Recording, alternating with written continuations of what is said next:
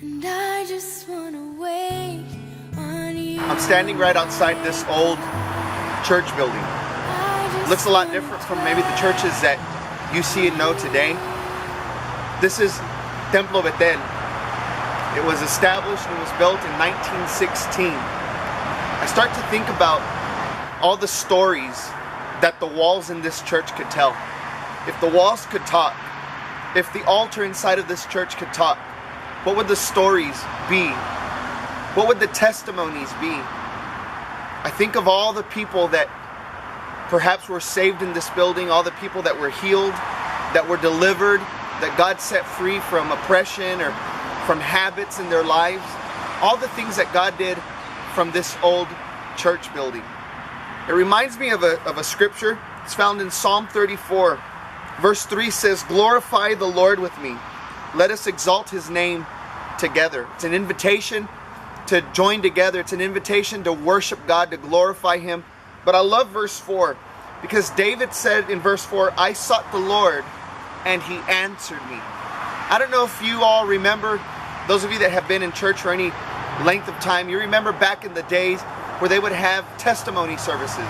The entire service was dedicated to people just testifying of the things that God had done in their lives. We had one of those on our last Sunday evening service of 2012, just a few short weeks ago. Those of you who are with us, you remember that we were all encouraged to hear people's testimonies and their stories of how God has healed them or God has transformed their lives. It was awesome. Well, it's kind of like David was taking part in that type of a service. He's just testifying and he's saying, "I sought the Lord and he answered me."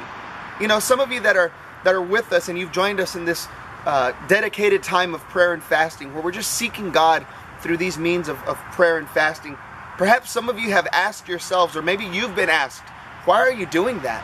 Why aren't you eating? Why are you skipping a meal? Or perhaps some of your friends, coworkers, or family members don't really understand what you're doing or why you're doing it. But again, I want to ask this question. What if these walls could talk? What if the walls in this church could talk? What would be the stories that they would tell? Because here's what I know. I know that back in 1916 when this church was erected and it was founded, and all the years that it served as a functioning church, there was people who sought the Lord through prayer and through fasting. There was people who would go to the altars of this church and they would bend their knees and they would kneel down in the old wooden benches of this church. And they were seeking God and they needed a miracle and they needed for God to come through for them. But you know what? They dedicated themselves to prayer and to fasting.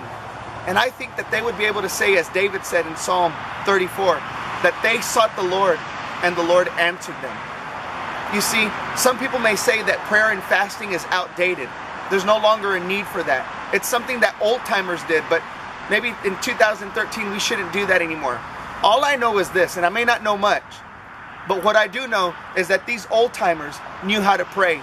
These old timers would fast and they would pray, and I know that God answered them.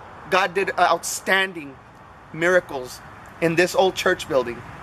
Not because of the church building, but because of people who knew how to pray and how to fast in order to see God move in their lives. So why are you fasting? Why are you denying food for a season of your life? Why are you denying a meal here and there? Why are you doing that? Why are you praying? Why are you getting up in the mornings to spend time with the Lord? Church, let me tell you, it's because if we will seek God, He will answer us. The same way that the old timers that worshiped in this old church building experienced, and the same way that David experienced it in his life. I want to encourage you today. You're praying and you're fasting, but we're going to see God respond, and we're going to see God answer our requests and our prayers. Let's be faithful as we seek Him. God bless you.